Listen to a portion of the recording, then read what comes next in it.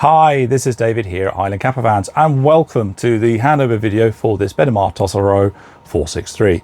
Hopefully in this video you'll get to grips with all the major control functions of the van, helping you get set ready for your first few adventures out and about.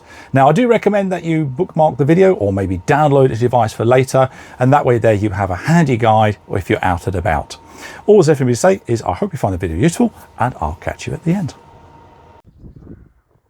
Freshwater fill is on the driver's side of the van behind this cap here.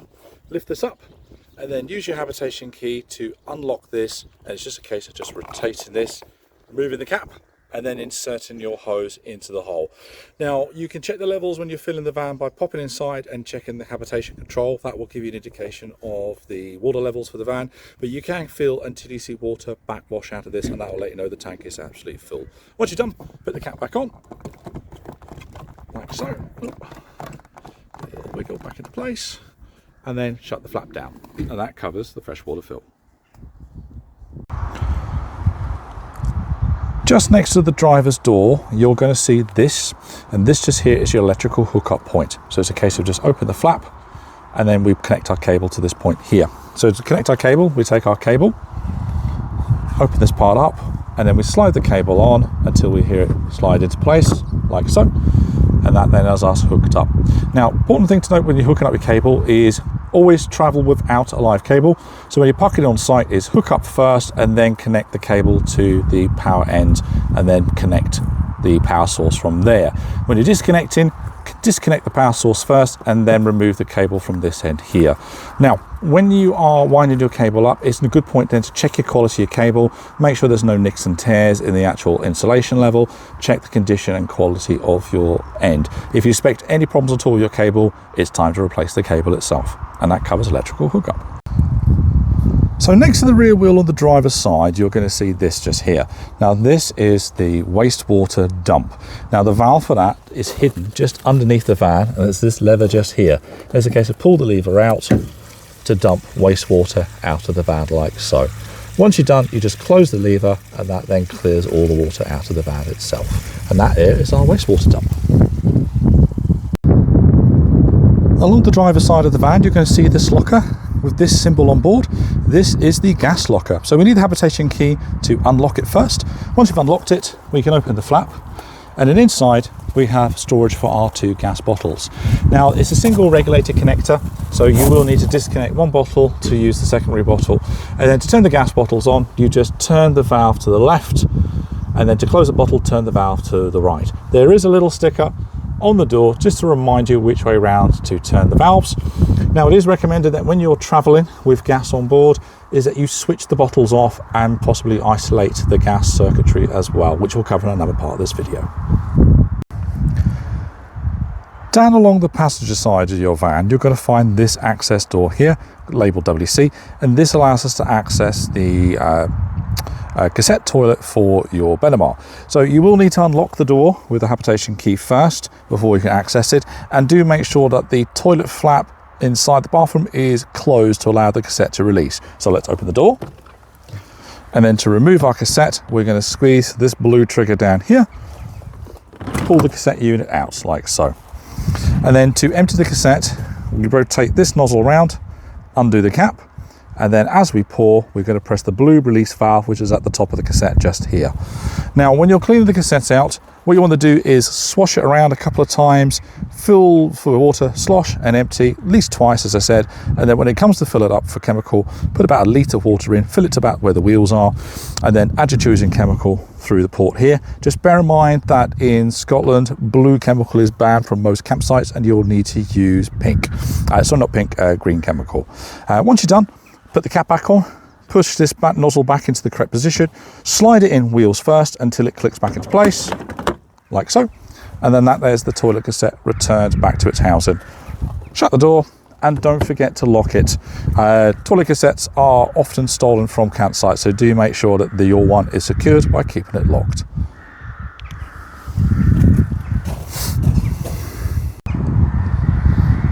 Located between the freshwater fill and the electric hookup, you're going to see this little yellow dot.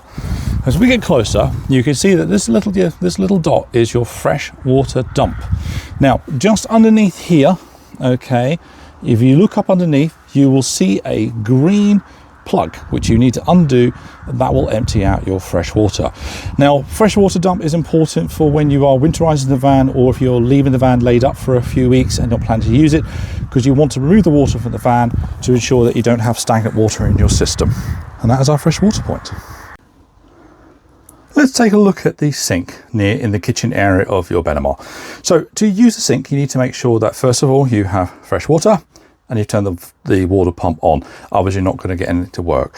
So once you've done that, it's just a simple case of opening the faucet control, like so, and then you can adjust it left and right, depending whether you want hot or cold water.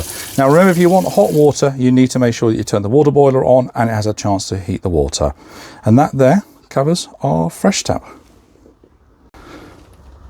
The gas isolation taps in your Benimar are located inside this kitchen drawer, which is just near the sink and the cooking zone.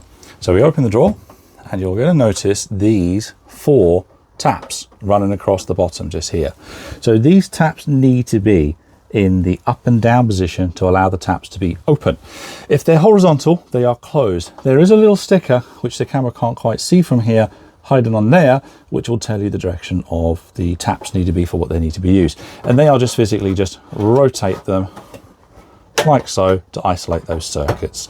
So you would have fridge, you have your hot water system, barbecue point and cooker points just there. So when you're traveling, it is recommended to switch the gas off and turn your isolation taps off as well. If you're using ferries and trains, you will need to provide evidence to the port authority or train authority that you have isolated your gas systems, and that covers the isolation taps. In the front dunette area, under the 5th travel seat, which is this bit just here, just as you're coming through the entrance door, you're going to find the boiler and distribution board with your fuses, as well as your frost protection drain. So first things first, let's have a look at the fuse board, which is down here. So you have your fuse board with your trip switches that all on board. So if you are wanting to do an electrical test, you can access the trip board, which is this just here, and you can run an electrical test, and fuses are in this one just here. And then you have your battery charging unit located next to that. Down on the opposite side of the boiler, we have this. Now this just here is the frost protection valve for the boiler. Now this will engage automatically. It's a thermostatic switch. So if the temperature drops low enough, it will then dump water from the boiler system. So this currently is in the normal open position, allowing water to flow through the boiler. If we rotate it like so, you can hear the water now draining from the boiler itself. So to reset it, we push that down, push the button at the bottom, and that there will then close the system back up again. So as part of your winterization, it's very important to make sure that you do drain the boiler. Don't forget to do it. And then when it comes to using the van for the next season, a common mistake is that folks have forgotten to close that tap. So if you see water drain at the bottom of the van on this side here when you're putting fresh water in, it's probably because you've forgotten to close the tap. Moving on to the cooking station inside your van, we're going to look at the gas rings first, and then we'll have a look at the hot plate as well. So first things first, to use the hot plate, we need to have an electrical hookup cable plugged in and turned on to allow electric to run the hot plate. And for the gas rings, we need to make sure that we have the isolator taps, which are located in the drawer just here, and make sure that the gas is also switched on, or nothing is going to work. So to operate the gas, we turn the ring on, push it in, press the sparker, and that is the one ring on. We'll turn the other ring on, and that is the 2 rings now operating. So to shut the gas off, we just rotate these back to the 12 o'clock positions, like so. Always have a quick listen to hear if you can hear gas coming out. So there's no more gas coming out of the system, so we know the gas is now shut off.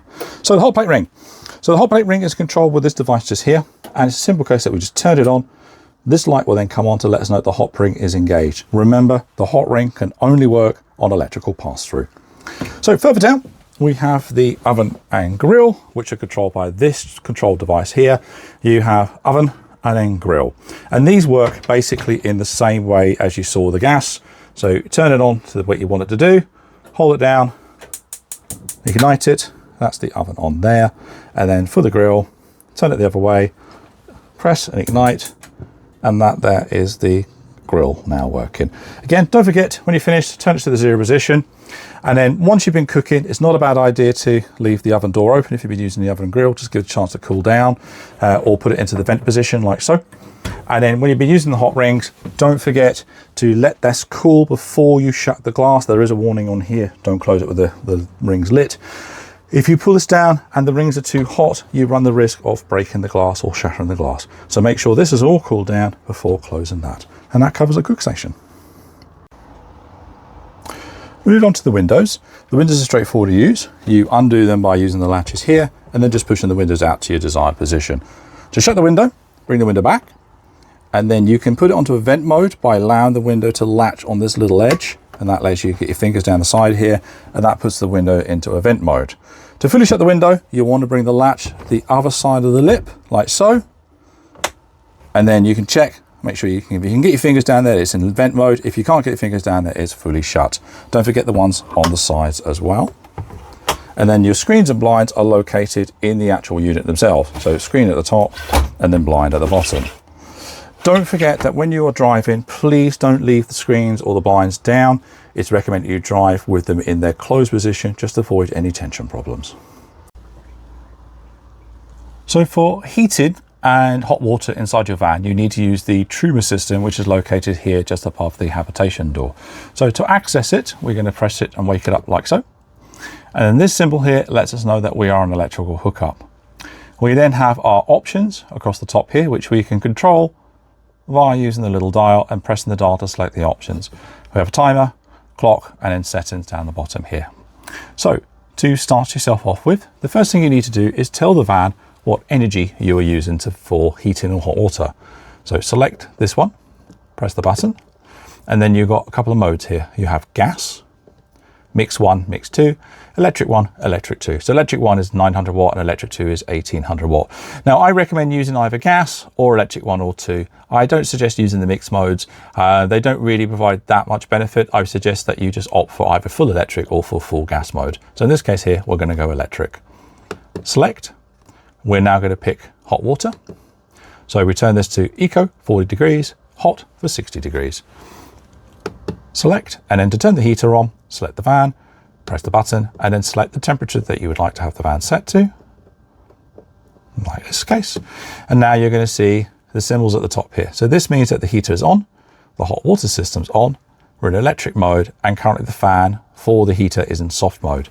If we want to change the fan, we move across, to the right, select across, select the fan, and then we can change the fan to either high or low modes. So at the top here, you can see this is flashing. This is letting know that the heater system and the hot water system are working. They haven't reached temperatures yet. When they reach temperatures, they will stop flashing. To turn the unit off, all we need to do is wake the system up, hold the button down, and then power it off. But before you do that, you should always clear this first. So let's go and do that now. So in we go. We're going to turn the heater off, hot water off. And then notice all these symbols have now disappeared. This means that we can now power down safely. Hold the button down. And then that is the system now powered off.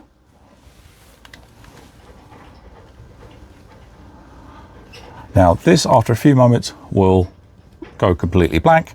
And when this is completely blank, you can then power down your CPU system nice and safely. There we go. That means we can now power this down without having any problems here.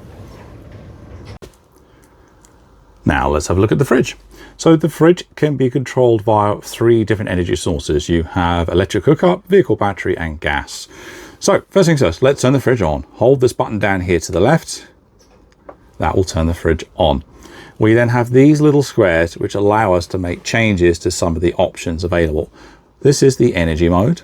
This is the power level, and this is whether the freezer is on or off. So to wake the screen up, just tap the button. Press the button that you want to adjust and then tap to make those adjustments. So you've got gas supply, automatic mode, electric hookup, vehicle mode. You just pick the one you want. So in this case, I'm going to put it auto. The fridge will now automatically select the electric hookup because that's what the van is connected to. This one here allows us to make a change to the energy level. I'd recommend start the fridge out at 3 and seeing how you find it, and then make changes as you go. Bear in mind that when you're off grid, the higher the energy level of the fridge, the more energy it is going to use. And then this here is to turn the freezer box off or turn the freezer box on. To turn the fridge back off again, it's just a case of hold the button down until the panel disappears and the light is off here, and that is the fridge then powered down. Let's look at the drop-down electric bed.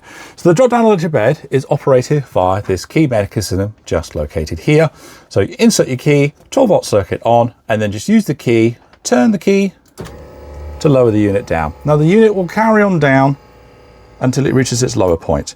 Don't forget, don't drop the bed if you are using the cook station. There is a warning here to remind you of that. Then attach the Luton ladder to the side of the bed, and that then gives you access onto the bed itself. Now please do note that the drop down bed does have a maximum load of 230 kilos, so obviously do bear that in mind when you have people using the bed. To put the bed away, just reverse the process like so. Please don't leave bedding on the bed or the Luton ladder.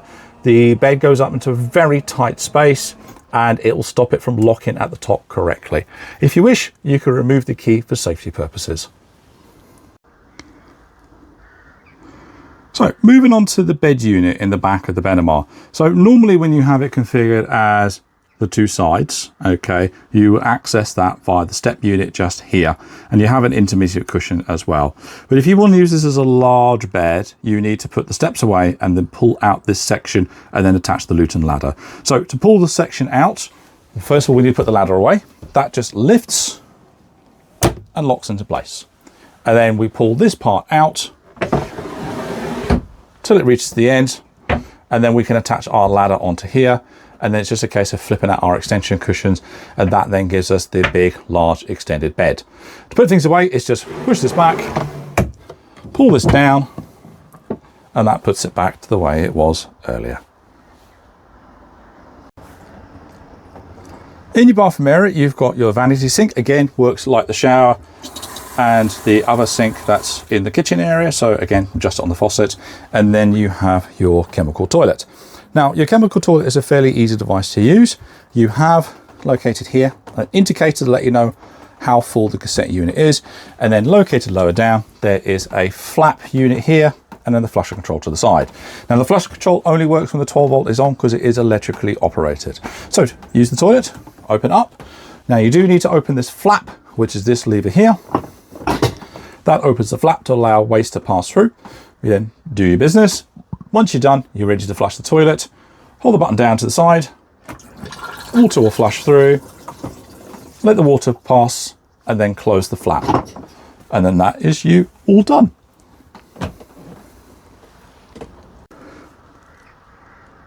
The shower in your van works very much like the kitchen sink and vanity sink taps. You have the control of down here. So we control the faucet. Obviously, don't forget fresh water and water pump on. Open the faucet controller, and then that allows water to come out the shower like so. And then we control the temperature using this control device just here.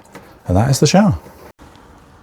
Now let's have a look at our habitation control system. So the habitation control system has a couple of buttons that are in operation. We have power on, 12-volt circuit, water pump, awning light. And then down the bottom here, we have leisure status, battery status for vehicle, water level, and then there's a dimmer for the overall brightness of the actual unit itself. So first time you're in the van, you are going to want to come in and turn the circuits on. So this will be a case of just holding this button down till it lights up. That sets the circuits on, and then this will remember what circuits were switched on prior. So let's turn the lights on, we push this one, turn the water pump on, we turn this one on. Now incidentally, when you turn the water pump on, you may hear a gurgle noise from time to time. That is perfectly normal. And then if you want the awning light on, it's this one here to turn the awning light on the outside. And then down the bottom here, we have our level for the leisure battery, and then level for the vehicle battery. And then we have our freshwater level, and then our wastewater level could also be displayed on here as well. Okay, and then dimmer switch here just lets us dim the system. This lets us know that the vehicle is on hookup, and this lets us know if the split charging system is in operation, and that is the habitation panel.